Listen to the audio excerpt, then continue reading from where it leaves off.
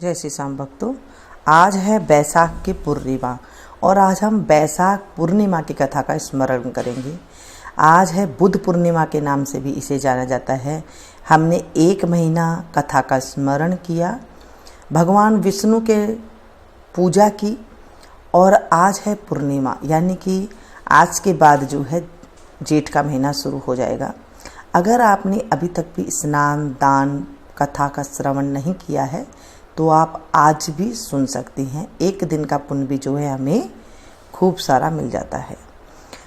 भगवान जीवन में दुख सुख हमें देते हैं। जब दुख देते हैं तो कभी मन में व्यथा नहीं उत्पन्न करनी चाहिए, क्योंकि भगवान जब दुख देते हैं तो बहुत सोच समझ के देते हैं। उसके बाद सुख अवश्य देते हैं, क्योंकि हमारी वो परीक्षा लेते हैं।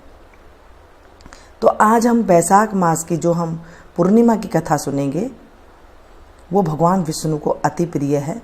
बोलिए विष्णु भगवान की जय। शांताकारं शुभशयनं पद्मनाभं सुरेशं विश्वाधारं गगनसदृशं मेघवर्णं शुभांगं लक्ष्मीकान्तं कमलनयनं योगविद्यारनगम्यं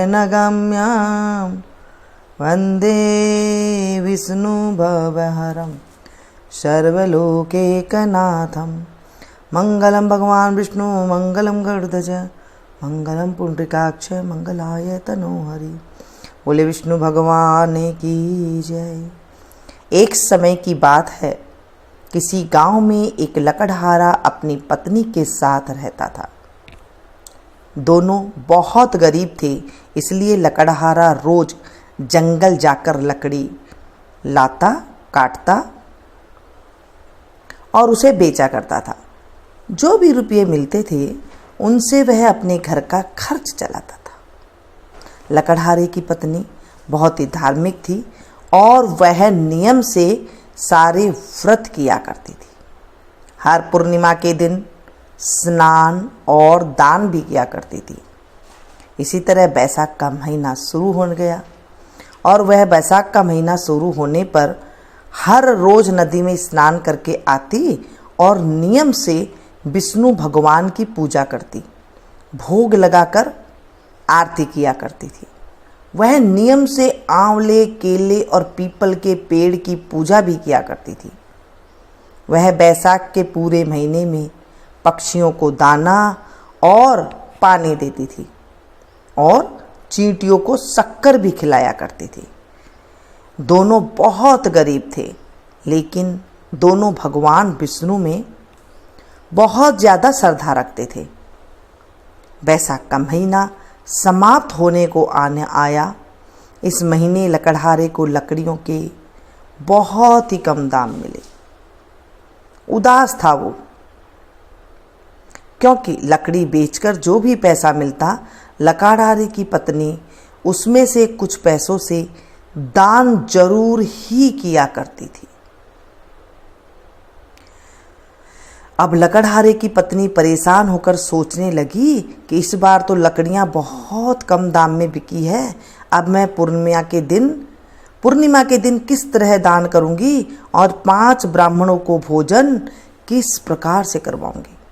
बैसाख पूर्णिमा से 1 रात पहले भगवान विष्णु ने सपने में दर्शन दिए और कहा कि पूर्णिमा की सुबह लकड़ी के गट्ठर में से एक लकड़ी निकालकर उसे खुद बेचने के लिए जाना। यह उसे रात को सपने में भगवान ने कहा। अगली सुबह जब लकड़हारे की पत्नी उठी तो उसे सपने में कही गई भगवान विष्णु की बात याद आ गई। पूर्णिमा की सुबह जल्दी उठकर नदी में स्नान करने के बाद उसने सूर्य देवता को जल अर्पित किया और व्रत का संकल्प लिया। उसके बाद पीपल के पेड़ के नीचे बैठकर पूजा करने के साथ ही व्रत की कथा पढ़ी और भगवान विष्णु की आरती की। और तब वह लकड़ी के गट्ठर में से एक लकड़ी निकालकर बाजार में बेचने के लिए चल पड़ी। भगवान विष्णु के आशीर्वाद से और बैसाख महीने में की गई पूजा के प्रभाव से वह लकड़ी चंदन की लकड़ी में बदल गई।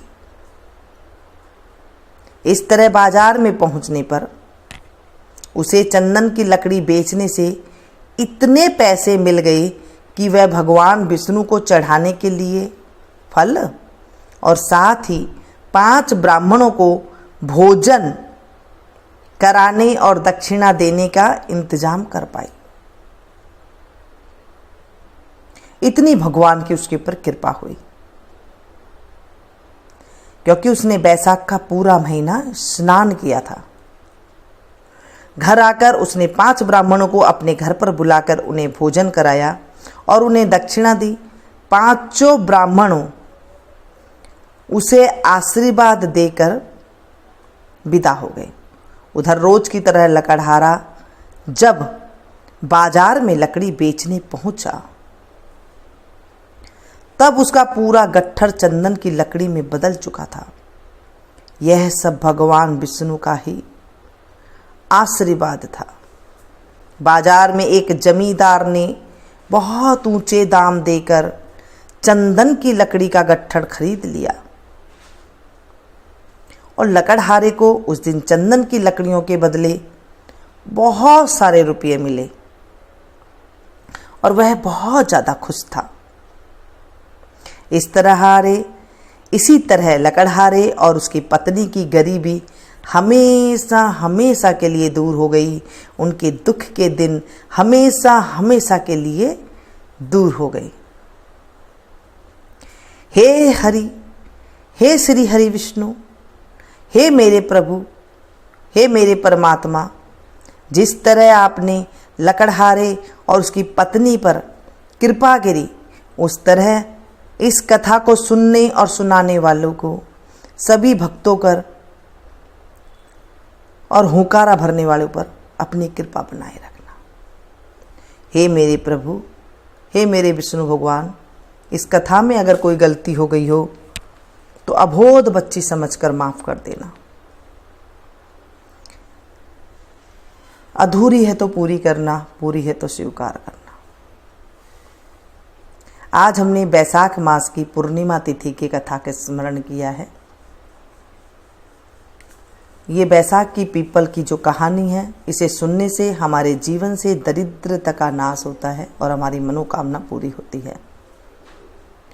जिन्होंने भी पूरी बैसाख के महीने में कथा सुनी है या किसी को सुनाई है, भगवान विष्णु का या स्नान ही किया है, आज के दिन वो मंदिर में या फिर किसी ब्राह्मण को दान दे सकते हैं या फिर कोई जरूरतमंद को दान दे सकते हैं।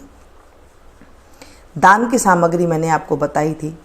आज के दिन में वैसे धर्मराज जी के नाम से दही, पानी का घर का जो घड़ा होता है पानी का, वो भर कर के दिया जाता है।